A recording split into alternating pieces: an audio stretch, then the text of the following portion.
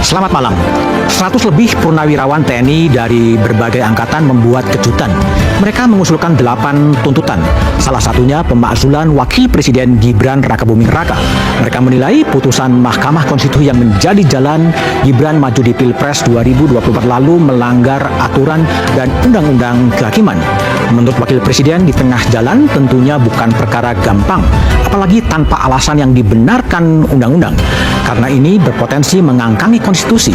Mungkinkah Gibran diturunkan di tengah jalan? Apa dasar hukum yang bisa digunakan? Dan ada apa di balik manuver para purnawirawan TNI ini? Inilah Satu Meja The Forum, memaksulkan Gibran realistis atau utopis? Forum Purnawirawan TNI mengusulkan agar Gibran Rakabuming Raka dicopot dari jabatannya sebagai Wakil Presiden RI. Usulan penggantian Gibran tertuang di dalam poin terakhir dari 8 poin yang jadi kesepakatan Forum Purnawirawan TNI. Mengusulkan pergantian Wakil Presiden kepada MPR. Karena keputusan MK terhadap pasal 169 huruf Q Undang-Undang tentang Pemilu telah melanggar hukum acara MK dan Undang-Undang Kekuasaan Kehakiman. Pakar Hukum Tata Negara Universitas Andalas Ferry Amsari menyebut, usulan Forum Purnawirawan TNI agar Wakil Presiden Gibran Rakabuming Raka dicopot dari jabatannya adalah hal yang tidak sesuai undang-undang. Ya, satu, semua orang punya hak bersuara. Tapi kalau pertanyaannya apakah pilihan purnawirawan TNI untuk mengusulkan impeachment Gibran kepada Presiden sudah pasti tidak sesuai undang-undang dasar. Pasal 7A, pasal 24C itu semua mengatakan harus usul DPR. Jadi kalau mau benar, purnawirawan itu datang ke DPR mengusulkan untuk pembahasan impeachment Wakil Presiden. Sementara itu, Ketua DPP PDI Perjuangan Bidang Kehormatan, Komarudin Watubun menyebut, usulan dari Forum Purnawirawan TNI agar mencopot Gibran sebagai Wakil Presiden harus ditanggapi secara serius oleh Presiden Prabowo. Begini, kalau menyangkut purnawirawan ini kan orang, kita lihat ya, ini bukan relawan. Kalau usulan relawan perlu kajian lebih dalam. Tapi kalau usulan purnawirawan itu harus ditanggapi serius oleh Presiden. Karena itu purnawirawan yang juga bukan kelas abal-abal. Istana menyebut, Presiden Prabowo mengetahui 8 poin yang disuarakan Forum Purnawirawan TNI tersebut. Penasihat khusus Presiden Bidang Politik dan Keamanan Jenderal TNI Purnawirawan Wiranto mengatakan, Presiden Prabowo tak bisa merespon permintaan itu karena di luar kekuasaannya sebagai Presiden. Kekuasaan beliau, kewenangan dia terbatas juga. Ya. Dalam negara yang kita menganut res politika, ada pemisahan antara ya, eksekutif, legislatif, dan yudikatif. Iya, kan ada kan 8 poin itu. Ya. Sekarang sudah beredar di medsos, ya. Sudah ada banyak komentar yang muncul, maka inilah ya sikap Presiden, ya, bukan mengasuhkan, ya, tapi tetap menghargai, ya, karena kita paham bahwa perbedaan itu ada yang pro, ada yang kontra. Perbedaan di masyarakat itu wajar-wajar saja. Hampir 2 pekan isu penggantian Wapres ini terus bergulir. Publik menunggu sikap resmi pemerintah atas wacana ini. Jangan sampai menjadi bola liar yang justru menunjukkan buruknya hubungan antara Presiden dan Wakil Presiden. Karena usulan ini disuarakan oleh seratusan purnawirawan TNI yang tentunya memahami perundang-undangan dan konstitusi.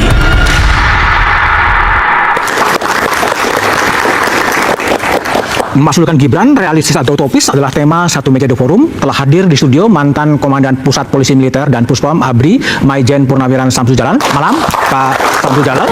Kemudian ada Kepala Badan Pengkajian MPR Andreas Hugo Parera. Malam, Bang Andreas. Dewan Penasihat PSI Mbak Irma Huta Barat. Malam, Mbak Irma. Ada Direktur Eksekutif Indikator Politik Burhanuddin Muhtadi.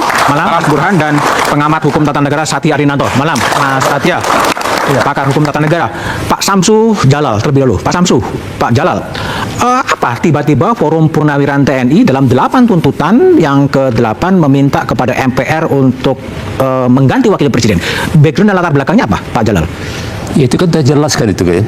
Siapa sih Gibran itu? Pupu Papa kan? Dan itu kan sekarang lagi ada ramai itu ijazah palsunya kan? Oke. Gibran juga jelas juga ijazahnya kan? Kapan dia tamat universitasnya? Di Singapura. Jadi mungkin tamatan SMA itu loh tuh. Nggak tahu juga walau alam lah, saya juga nggak tahu. Oke, itu pernyataan disampaikan kepada publik, selanjutnya akan disampaikan kepada MPR atau kepada siapa, Pak Jalal?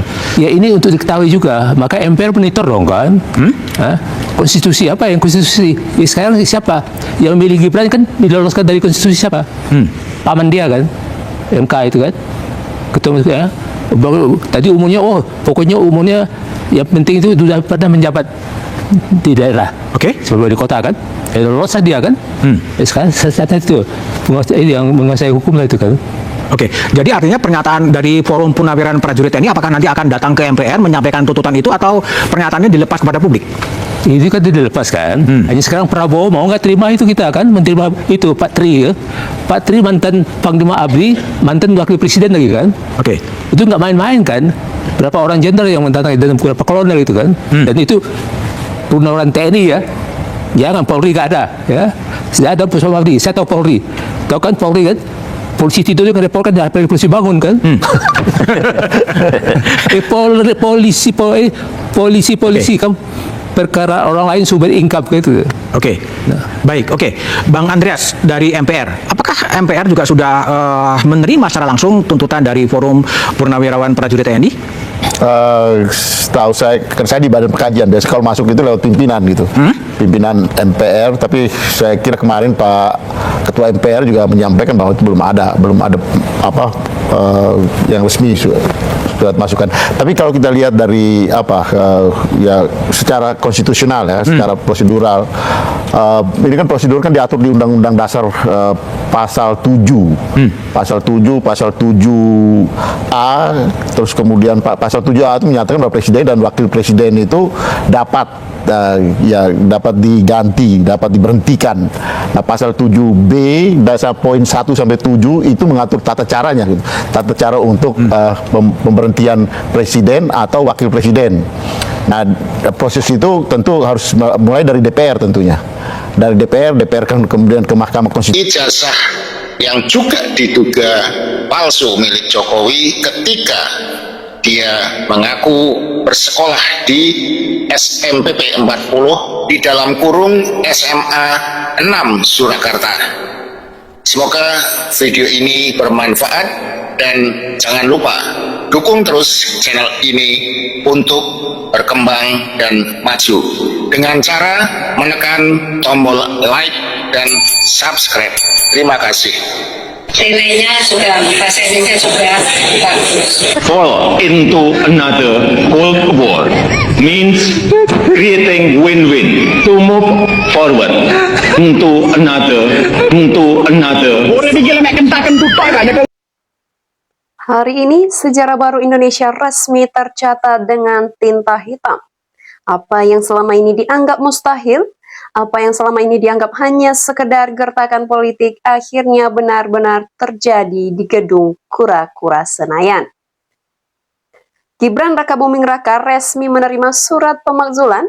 DPR dan MPR sudah mengetuk palu keputusan, dan yang paling mengejutkan, Presiden Prabowo Subianto dikabarkan sama sekali tidak bisa berbuat apa-apa untuk mempertahankan wakilnya sendiri. Ya, halo teman-teman semua, selamat datang kembali di channel ini, di mana hari ini kita harus bicara jujur, kita harus bedah dinamika politik paling panas abad ini. Pastikan kalian tonton video ini sampai habis tanpa di-skip, karena apa yang akan kita bahas adalah runtuhnya sebuah era dan awal dari badai politik baru di Indonesia. Ya, teman-teman, banyak yang bertanya ke saya melalui kolom komentar. Kak Ba, apakah ini benaran? Apakah ini bukan sekedar rumor? Ya, teman-teman, surat itu sudah fisik, surat keputusan dari sidang paripurna gabungan DPR dan MPR sudah resmi meluncur dan diterima di meja wakil presiden. Suasana di Senayan kemarin itu luar biasa tegang. Ruang sidang yang biasanya diwarnai instruksi sepele kemarin berubah jadi hening saat draft pemakzulan dibacakan. Pertanyaannya, kenapa bisa secepat ini? Kenapa benteng politik yang dibangun begitu megah selama beberapa tahun terakhir tiba-tiba runtuh begitu saja dalam satu malam? Jawabannya adalah akumulasi pemakzulan tidak pernah terjadi karena kesalahan tunggal. Ini adalah puncak gunung es dari rentetan mosi tidak percaya, tekanan publik yang tidak terbendung, dan dokumen-dokumen hukum yang akhirnya bocor ke permukaan tanpa bisa dibantah lagi oleh tim hukum istana. Nah, teman-teman, sekarang kita masuk ke bagian yang paling krusial. Kemana Prabowo Subianto? Kemana orang-orang kuat di belakangnya, termasuk lingkaran elit yang sering disebut sebagai Jack, atau para operator politik utama? Kenapa mereka yang punya kendali atas militer partai besar dan koalisi gemuk tiba-tiba angkat tangan? Ya, teman-teman, logikanya begini. Teman-teman kreator dan pemikir politik sekalian, dalam politik tidak ada kawan abadi. Yang ada hanya kepentingan abadi.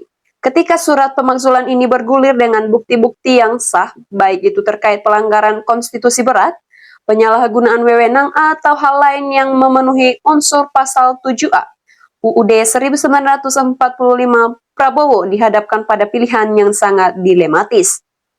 Di mana pilihan pertama, membela Gibran habis-habisan dengan resiko mengorbankan legitimasi pemerintahannya sendiri, bahkan mempertaruhkan jabatannya sebagai presiden jika ikut terseret arus kemarahan publik. Pilihan kedua, melepas Gibran demi menyelamatkan stabilitas negara dan melanjutkan agenda besarnya sebagai presiden tunggal. Dan terbukti, kalkulasi politik Prabowo sangat dingin. Beliau memilih menyelamatkan institusi kepresidenan ketika DPR dan MPR sudah bulat, ketika suara partai-partai koalisi sendiri mulai membelot karena takut digulung oleh opini publik di daerah pemilihan mereka, maka Prabowo dan jaringannya tidak punya pilihan selain membiarkan hukum dan konstitusi berjalan. Ya, teman-teman, mari kita bayangkan apa yang terjadi setelah surat ini diketuk. Ini bukan cuma soal satu orang yang turun dari jabatan. Ini adalah gempa tektonik bagi birokrasi kita. Saat video ini saya buat, bursa saham pasti bergejolak. Investor asing sedang memantau apakah Indonesia akan jatuh ke dalam kekosongan kekuasaan. Ya, teman-teman, tentu tidak, karena mekanisme konstitusi kita jelas. Jika wakil presiden mangkat, diberhentikan atau tidak dapat melakukan kewajibannya, MPR harus menyelenggarakan sidang dalam waktu paling lambat 60 hari untuk memilih wakil presiden dari dua calon yang diusulkan presiden. Teman-teman, artinya apa? Sekarang fokus politik akan langsung bergeser. Siapa yang akan menggantikan posisi Gibran? Siapa sosok baru yang akan ditunjuk Prabowo untuk mendampinginya? Pertarungan di balik layar saat ini pasti jauh lebih panas daripada sidang pemakzulan itu sendiri. Partai-partai yang tadinya ikut menyetujui pemakzulan, sekarang pasti sedang menyodorkan nama-nama kader terbaik mereka ke meja Prabowo. Ya, teman-teman, sebagai konten kreator yang selalu mengamati perkembangan negeri ini, saya melihat peristiwa ini sebagai pelajaran moral dan politik yang luar biasa mahal bagi bangsa Indonesia. Ini adalah bukti sahih bahwa di atas kekuasaan politik, di atas dinasti, dan di atas rekayasa hukum apapun, masih ada kekuatan tertinggi, yaitu hukum, konstitusi, dan kehendak rakyat. Sesuatu yang dibangun secara instan dipaksakan melompati tangga-tangga etika, seringkali runtuhnya juga akan instan dan menyakitkan. Ini tamparan keras bagi siapa saja di masa depan yang mencoba meremehkan proses demokrasi.